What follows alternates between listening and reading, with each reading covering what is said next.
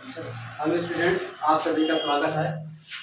Success at the rate point Balaji की सभी प्रश्न क्रम से सॉल्व कराया जाएगा और प्रति प्रश्न का महत्वपूर्ण क्वेश्चन रहेंगे। स्टार्ट करते हैं आज से 1.1 अभ्यास का पहला सवाल। इसमें दिया गया यदि एचसीएफ 99 153 इक्वल टू 9 तब एलसीएम 99 153 का मान ज्ञात करना है। तो एचसीएफ दिया गया है तो हमें केवल एलसीएम ही ज्ञात करना है।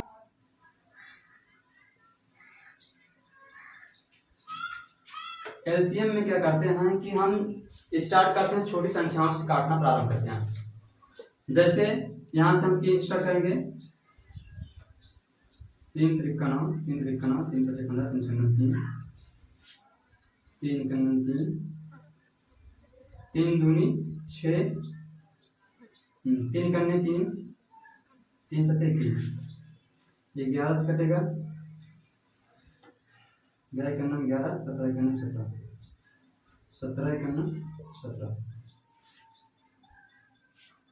इसका एलसीएम बराबर 3 गुणे 3 गुणे 11 गुणे 17।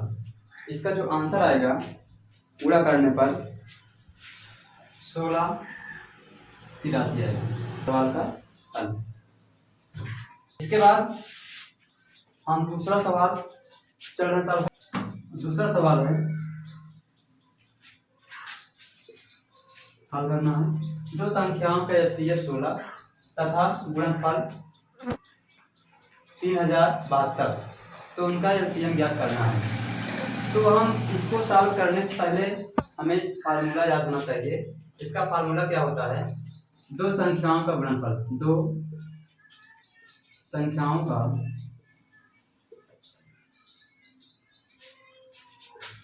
गुणनफल इक्वल टू होता है एलसीएम इंटू एचसीएफ होता है। जब इसमें दो संख्या दिया गया है तो इसमें क्या आएगा, इसी से एक और जो फार्मूला डेवलप होना जा रहा है, इसमें होता है पहली संख्या गुणे दूसरी संख्या, एलसीएम इंटू एचसीएफ। इसमें क्या होता है कि अगर जो संख्या दिया रहेगा उसी पर मान रख करके हम सवाल को सॉल्व कर लेंगे। केवल हमें ये दो सूत्र याद होना जरूरी है। अब इसे क्वेश्चन दिया गया है दो संख्याओं का एचसीएफ 16 है, मतलब कि एचसीएफ बराबर 16 दिया गया है और गुणनफल मतलब कि दो संख्याओं का गुणनफल दिया गया है। दो संख्याओं का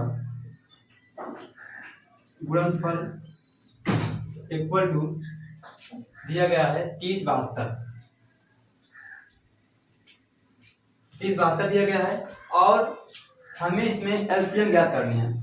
तो एलसीएम बराबर क्वेश्चन मार्क। अब यही जो दिया गया है हम इस फार्मूला पर रख करके एलसीएम का मान ज्ञात कर सकते हैं आसानी से। तो इसमें दो संख्याओं का गुणनफल दिया है, फार्मूला क्या होता है LCM into HCF equal to दो संख्याओं का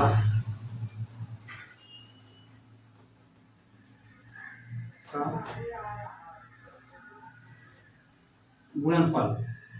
तो एलसीएम ज्ञात करना है, तो एलसीएम बराबर हमें ऐसे एचसीएफ का मान कितना दिया गया है 16 दिया गया है और जो संख्या का गुणनफल दिया गया है कितना दिया गया है 3072। तो यहाँ पर गुणा है, अगर एलसीएम बराबर में ज्ञात करना है तो 3072/16, यही हम काट देंगे, यही क्या आ जाएगा आंसर आ जाएगा। इसे काटने पर आएगा 192, 192 इसका आंसर आएगा।